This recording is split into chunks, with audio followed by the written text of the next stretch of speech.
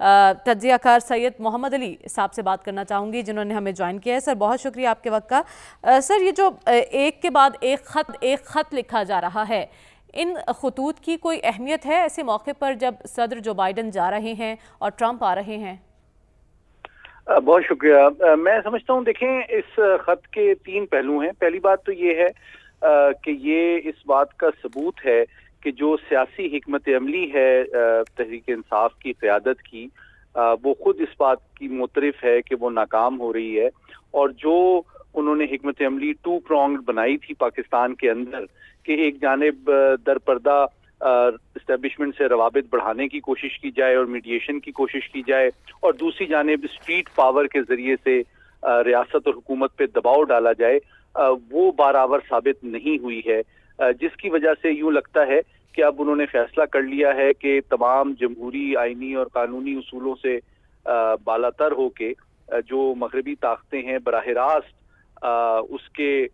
سیاسی قیادت اور ان کے نمائندوں سے رابطہ کیا جائے اور ان کو قائل کیا جائے کہ پاکستان کے داخلی سیاسی اور عدالتی معاملات میں مداخلت کریں تاکہ ان کے بانی کی رہائی ممکن بنائی جا سکے۔ بلکہ یہاں تک کہ براہ راست اس بات پہ بھی تشویش کا اظہار کیا گیا کہ امریکی جو سفیر اور سفارت خانہ ہیں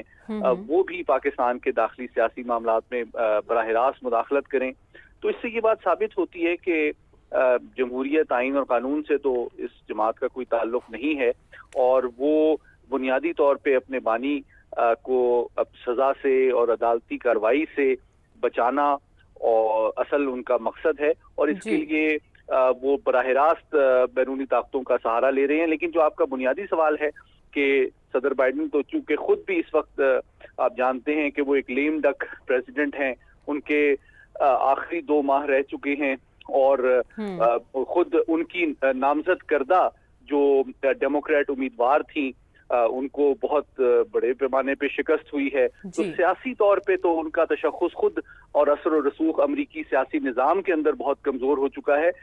تو آخری بات یہی کہ اس سے یہ ثابت ہوتا ہے کہ یہ کتنی ڈیسپریٹ کال ہے ایک ناکام سیاسی حکمت عملی کے بعد کہ ایک کمزور ہوتی ہوئی امریکی اور آؤٹ گوئنگ بائیڈن ایڈمنسٹریشن سے ان کو یہ توقع ہے، جو کہ غیر حقیقت پسندانہ بھی ہے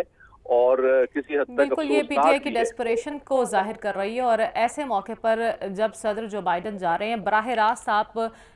غیر ملکی قوتوں سے مدد کی اپیل کر رہے ہیں، لیکن اس سے یہ بھی ظاہر ہوتا ہے کہ پاکستان تحریک انصاف اپنے مفادات کی سیاست کر رہی ہے، کیونکہ اب تک سلمان صاحب جتنے بھی خطوط لکھے گئے ہیں وہ پارٹی کی اپنے مفاد میں لکھے۔ محمد علی صاحب ہم سے بات کر رہے تھے، بہت شکریہ سر آپ کا۔